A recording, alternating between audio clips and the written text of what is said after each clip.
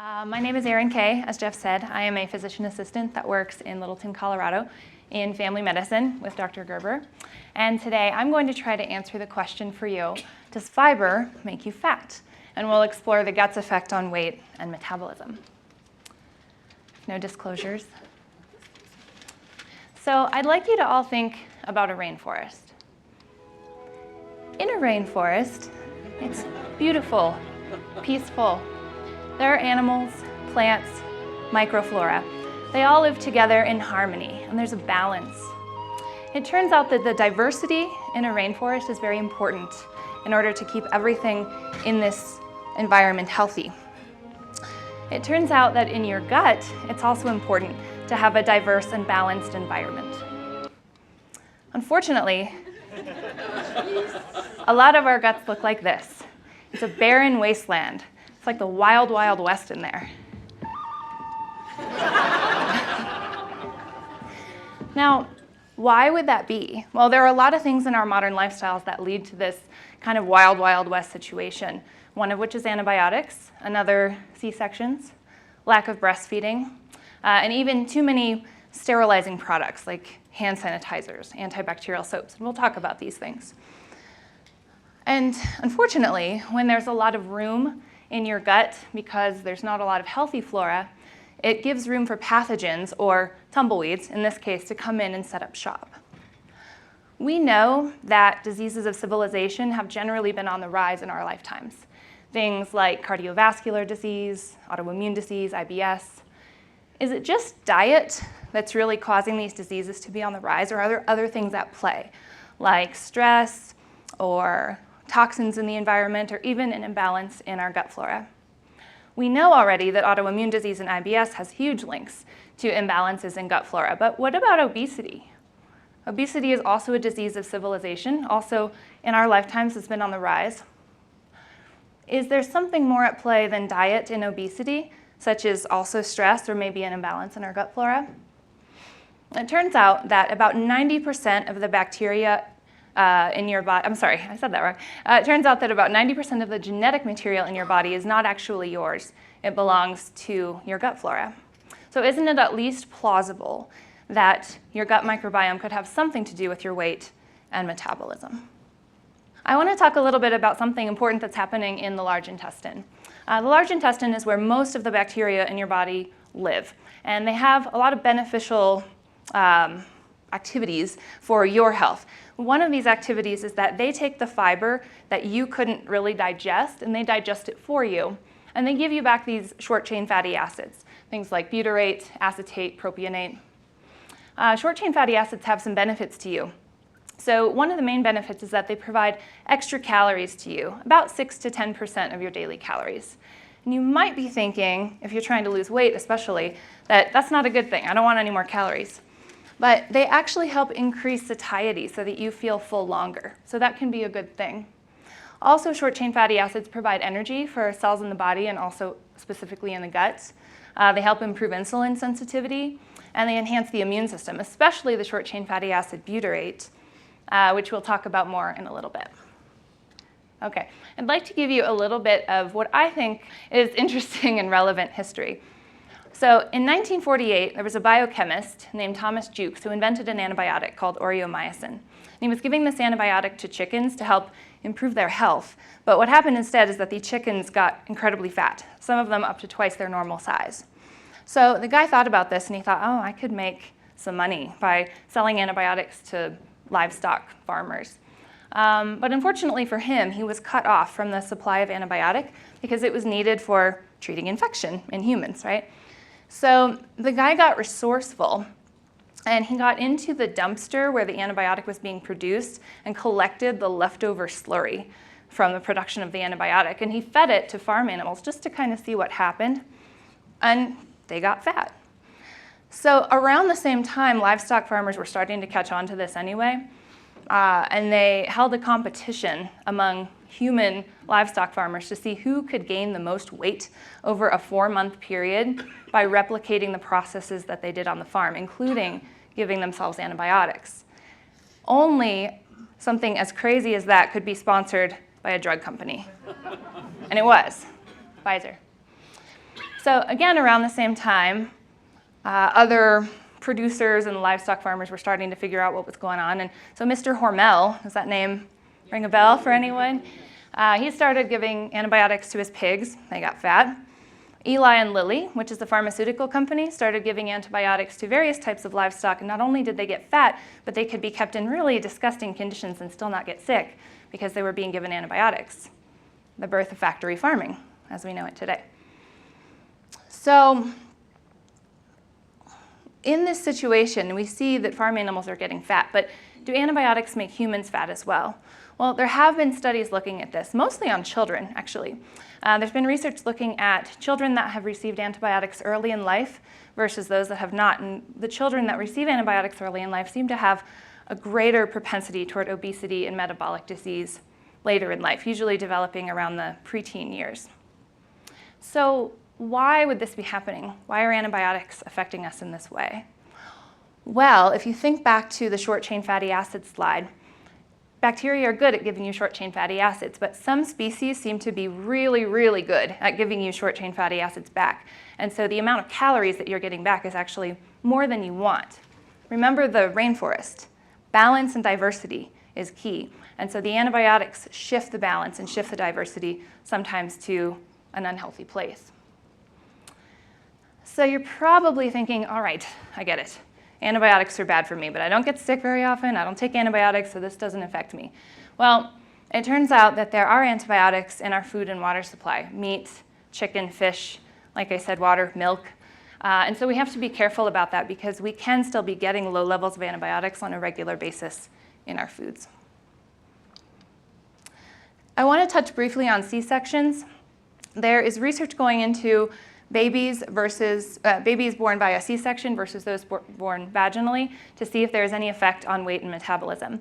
And what's being seen so far is that babies born by a C-section do have a higher rate of metabolic disease and obesity. The reason for this is that in the vaginal birth canal, there are a lot of bacteria present. And one of the main reasons they're there is that as the baby goes through the birth canal, the bacteria are ingested and can set up a very healthy gut for that baby. But if you look at a C-section baby, they're coming out and being exposed not to vaginal flora, but to skin flora. And this is actually seen when looking at the stools of children that were born by a C-section. There's a higher rate of skin flora present than what there should be of vaginal flora. So this makes sense. Breastfeeding is also important metabolically. There are specific carbohydrates present in breast milk that are solely there to feed the gut flora. And so evolution's very cool, right? I mean, there's all of these things in play so that a baby will be set up right from the start to have a healthy gut. But because of some things in modern lifestyle, that's not always the case. Now, I'm not saying that all babies born by a C-section that aren't breastfed are doomed to have an unhealthy gut. There's a lot of things you can do to correct that, but they are at higher risk without the proper diet. Okay, little trip to the south here. I can't help myself, I'm sorry. So a couple of things I thought were interesting. The map on the left shows that the percentage of obesity is more concentrated in the southern regions. That's not surprising, right? There's cornbread and fried chicken. So a lot of carbs there.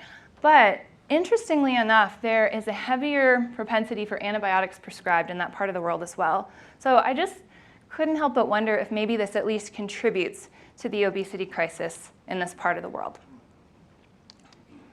Okay, so we're going to look at some experiments. The first few were mouse studies, and then we will talk about some human studies as well. All right. Now, researchers started looking at stools before they got into any of these experiments. When they were looking at stools, they were looking at lean person's stools versus obese people stool. And in lean people, they generally noticed better diversity than in obese people. And so researchers wanted to see, is leanness and obesity transferable by transferring stool? And so they started with mouse experiments here. This study, there were several sets of twins where one of the twins was lean and one of the twins was obese. And these human sets of twins donated stool to germ-free mice. Now, germ-free mice, if you are unaware, are mice that were raised in sterile environments, so no microbiome of their own, completely sterile mice. When the lean man, and the twins here, donated stool, and there were several sets of twins, by the way, then you ended up with a lean mouse. When the obese people transferred stool, you ended up with an obese mouse. So that's interesting. But then researchers took it a step further. In this experiment, they took the mouse that was given lean stool and the mouse that was given obese stool, and they put them in the same mouse house made of cheese. No, it wasn't. But wouldn't that be awesome? So they co-housed these mice. They fed them the same diet. It was a mouse-appropriate diet. Now, mice are not meant to eat a lot of fat, unfortunately. They eat a high-fiber, lower-fat diet. But in this case, all the mice were fed the same mouse-appropriate diet, the same amount of food, but they were in the same little house, and they all grew up lean. Why is that happening? Anybody? The diversity was spread. Cross-transfer? Yeah, exactly. Mice eat poop. So to put it bluntly. So our guy that was given the obese stool was able to kind of make up the difference from what he was missing by eating stool of his cohorts. Gross habit, but it really helped him in the long run. In this next experiment, the mice given the lean stool and the mice given the obese stool again were co-housed, but this time they were fed differently. So the guy given the lean stool was given the mouse-appropriate kibble, if you will, and the other guy was given high-fat food, which mice, again, can't really digest very well. And even though they lived in the same house and they could share bacteria, they couldn't fix this problem. So the guy that wasn't set up from the start couldn't handle a diet that was inappropriate for his species, and this is what happened. Moving on, these experiments throw antibiotics into the mix. So this STAT experiment stands for subtherapeutic antibiotic treatment. Now, subtherapeutic meaning that it's not a high enough level of antibiotic to actually treat an infection, and this might be comparable to what we as humans could receive in our food and water supply, low levels of antibiotic. So in this experiment, they looked at the mouse given the lean stool, they added various low levels of antibiotics, and this was the result. So by this, I don't mean an unusually kind of chesty mouse with bell bottoms. What I do mean is that this mouse was unusually large. So he had higher muscle mass than what was considered normal and healthy for a mouse at his particular age. He also had higher body fat, about 15% higher body fat than what is considered normal. He wasn't grossly obese, however. Researchers took a look at the stool of this group of mice as well and saw that there was actually still a lot of diversity, just like the guy at the beginning before receiving antibiotics. But the balance had shifted. So even though there were a lot of different types of bugs, the balance was off. And now there were a lot of bacteria that could give back large amounts of short-chain fatty acids. So they were getting overfed. And that's what they also saw. They tested short-chain fatty acid levels, and they were inappropriately high. The fat stat experiment is exactly what you would expect. Mouse given lean stool plus antibiotics, plus again, higher fat food, inappropriate for a mouse, and you get a disaster. So in this situation, the mice were about 10% bigger than even the first category guys. The male mice had 25% higher body fat than what was considered normal. The female mice, and unfortunately women, had 100% higher body fat than what was considered normal after low-dose antibiotics, and again, a diet that was inappropriate for the species. So that's really cool about mice. I think there's a lot more research that will happen looking at stool transplants in mice. But let's talk about stool transplants in humans. That's fun. So in this particular experiment, this was a randomized controlled trial done in 2010, looking at men that had type 2 diabetes and obesity. Now these men, half of them underwent a stool transplant where a metabolically normal guy, lean man as well, donated stool. So half the guys got that stool. The other half really just received their own stool back as a control group. They were monitored over 6 weeks. They were on the same diet. And in the end, this was the result. So there actually wasn't changes in weight over a 6-week period of time, but there were changes in metabolic markers. So the guy that received his own stool back, no change in his labs. The guy that received the metabolically normal stool, did have improvement in fasting triglycerides and had improvement in blood sugars as well as fasting insulin levels. So 6 weeks, that's pretty interesting when that's the only real change that occurred. Now, at this point in time, there are not a lot of studies looking at humans and stool transplants to see what happens because, honestly, who's signing up for that, right? But I think there's been a couple of different studies looking at research on shifting the microbiome and what can happen to humans. So one of these is that we can see that there's a correlation of something called LPS, or lipopolysaccharide, which is a toxin that's given off by pathogenic bacteria in the gut. There's a correlation between higher levels of lipopolysaccharide in the blood and humans with type 2 diabetes and obesity. And so it's kind of like which came first. Did they become obese and then the gut became imbalanced and inflamed, or was it the other way around? Maybe the gut is contributing to the metabolic disease. So more research is going into that. There's also a study looking at a group of men, 92 men to be specific, that were treated for H. pylori, which is a bacteria that can cause ulcers. They were treated for this, and with those that had a successful eradication of the H. pylori, a lot of them gained weight, which is pretty interesting. So is it killing the H. pylori that caused weight gain, which is possible, or was it just the effect of antibiotics on other gut flora that shifted things and then therefore caused a change in weight over a several-week period? So again, I do think there's a lot more research that's going to go into this. Stay tuned. It's fun stuff. Okay, what about prebiotics? So far we've talked about probiotics, good bacteria, balance. But what are prebiotics? Prebiotics are basically food for your flora. And they come in a lot of different types of foods, but you can get any kind of prebiotic you need from vegetables and fruits if you eat fruits.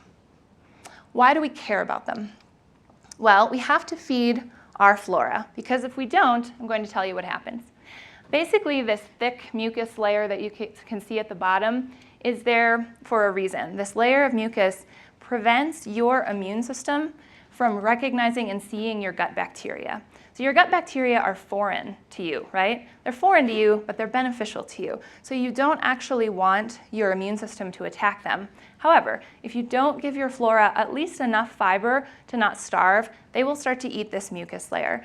And when they eat it away enough, the immune system will start to see the gut flora and has the propensity to attack your gut. And this is when things like colitis can develop, or other autoimmune diseases.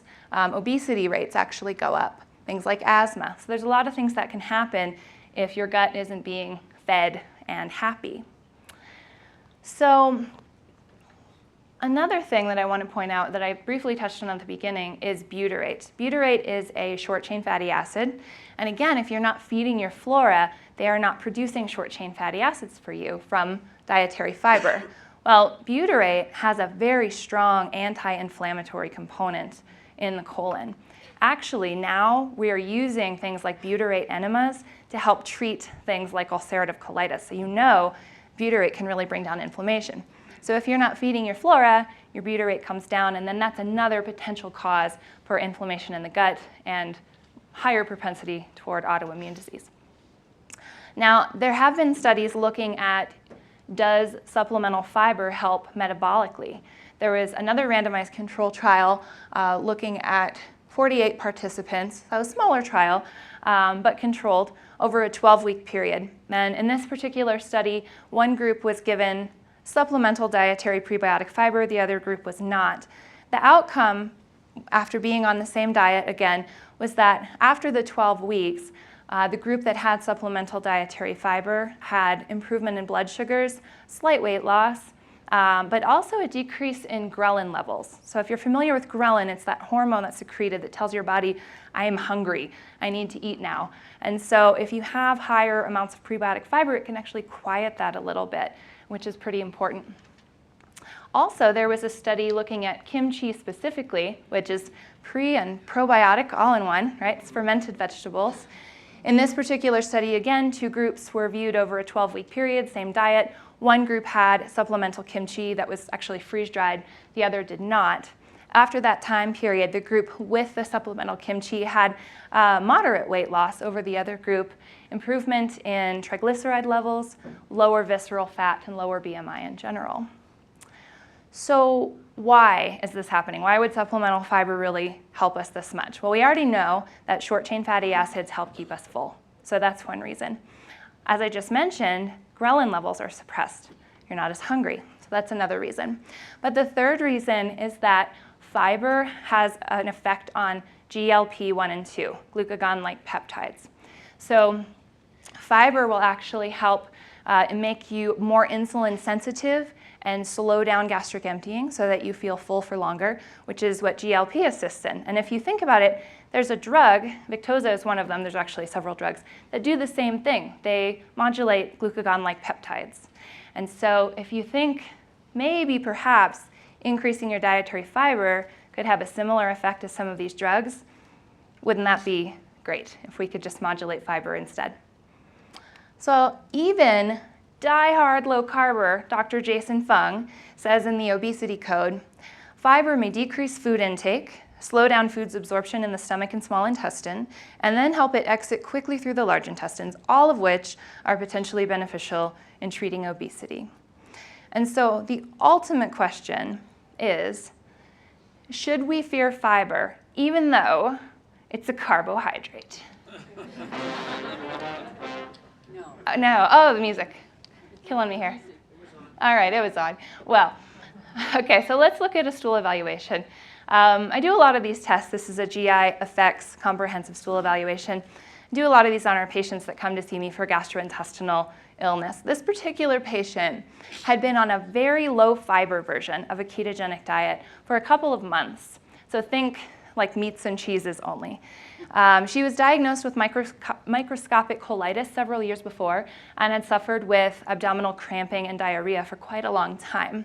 And she really feared fiber because it seemed to make her feel a lot worse.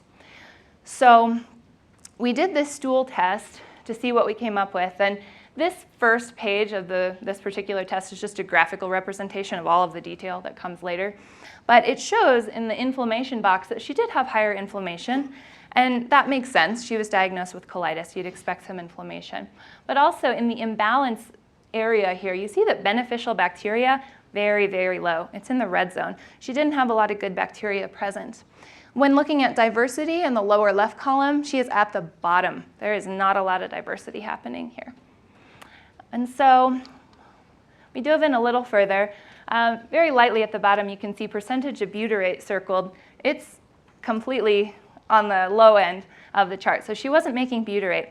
Now in a patient with colitis, you wonder, did the low butyrate cause the colitis? Did the colitis contribute to the low butyrate because she wasn't eating fiber? Hard to know, but this is also expected in someone with gastrointestinal inflammation.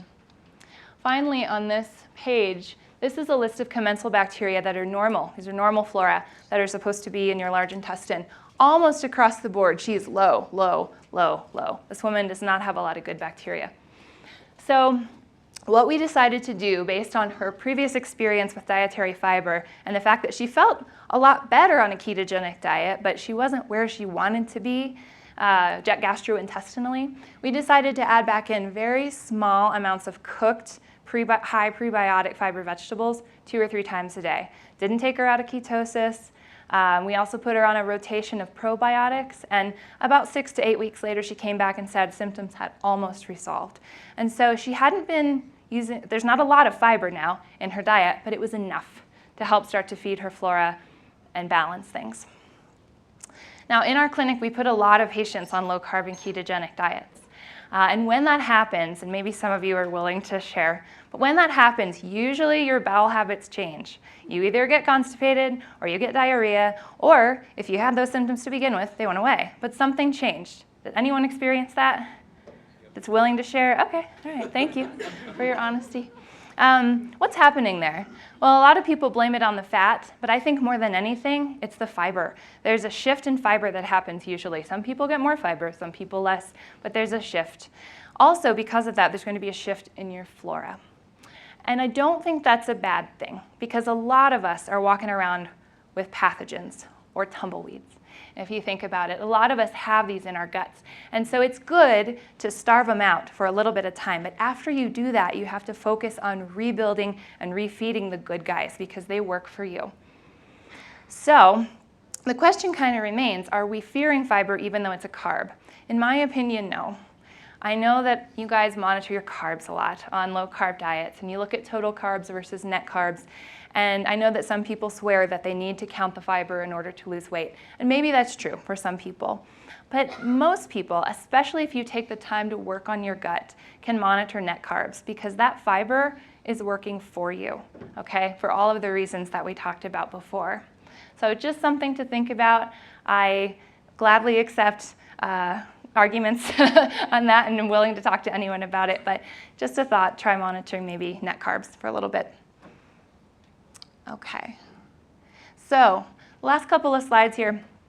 I think that this is still a bit of a puzzle, right? This whole gut microbiome, weight, and metabolic disease link. But a lot of pieces have been put into place for this puzzle. There are a few missing pieces, however, and I think it's important to note them. First thing is that we know that a diverse gut is ultimately a healthier gut. But should we be striving for the optimal, as much diversity as we can get? Probably not. Hunter-gatherers are a population that have a lot of diversity. They actually have about 50 to 100% more gut flora than we do, different types of gut flora, I should say, than we do in modern societies. And the reason for that is that they eat seasonally. So with each seasonal shift, they're eating different foods, and when that happens, the gut flora modulate each time to try to break down what they're good at breaking down. But if we in our modern worlds ate seasonally, then it would make sense to have a lot of different types of flora, but we don't. We all kind of eat basically the same thing all year. I mean, let's be honest, we have a grocery store on every corner, that's what we do. Also, maybe not in this room, but in the US especially, there's a lot of processed food out there. And so if we had all of the flora that hunter-gatherers had and we ate all of the foods that we do, those two situations may not play nice with each other. And so yeah, diversity is important, but I don't know that we need to be striving for these hunter-gatherer levels of diversity. Okay. Small intestine. So the small intestine is 56% of your digestive tract, and it's where 90% of caloric absorption happens. So it makes sense that that probably has something to do with our weight and metabolism. But there's not a lot of research yet into looking at truly the small intestine's role and if there's anything we can modulate there. So more to come there as well. Is more better when it comes to fiber? Oh no. Absolutely not. I actually think that paleo and low-carb diets tend to be a little bit lower fiber than some standard American diets, only because standard American diets are often pushing high-fiber cereals and high-fiber bread, get as much fiber as you can. And I don't think that's necessary. It's actually a good thing that paleo and low-carb diets are slightly lower fiber because humans as a species weren't evolved to break down very large amounts of grain and plant protein. Our alimentary system isn't set up that way. So I'm not saying more is better, only that enough to keep your flora fed and happy is important. There are the very rare few that seem to do best on no fiber for whatever situation. And so there are exceptions to the fiber rule, but I do think that this is a rare situation. And finally, should we all be getting stool transplants in hopes of losing weight? What do you guys think? Probably not. There's not a lot of research yet into this, and from what we do know, there probably wouldn't be huge shifts in weight just by doing fecal transplants. So don't add that to your list of things to try quite yet. Okay. All right. So if you're not convinced at this point that the gut might have at least something to do with your weight and metabolism, consider this fact. Researchers can predict if you are obese or lean with 90% accuracy by looking at your gut flora, whereas they can only predict with 58% accuracy whether you're lean or obese by looking at your own genetic material. Pretty interesting. And so, what's the point of this talk? Well, basically, not only do I feel like fiber will not make you fat, but can actually help lean you out, improve your gut health, of course, increase satiety, and have a myriad of other benefits. So I don't necessarily think we have to fear it, even though it's a carb. It's basically a really long-winded way of saying eat your vegetables. Okay? So if you want a healthy gut and a healthy weight, what do? Well, quickly, we weed the garden. So remember the tumbleweeds. A lot of people have pathogens. I think it's good to go low carb and low fiber for a few weeks. It'll help balance your gut out. But after that, after you've killed off some bad bugs, add vegetables back in that are high in prebiotic fiber to feed your flora. Here's some examples. They're high fiber, but they're low carb, okay? So you don't need to go off of your low carb and ketogenic plan to get more veggies in. Try counting net carbs, not total. I dare ya. Avoid antibiotics unless necessary, including in your food and water. Be aware of that. Avoid C-sections unless medically necessary, of course. Breastfeed when you can. And then try to avoid sterility. Get rid of the hand sanitizers. Get a dog. Maybe go outside and play in the dirt. I guarantee you, your gut and your metabolism will thank you for it. Thank you.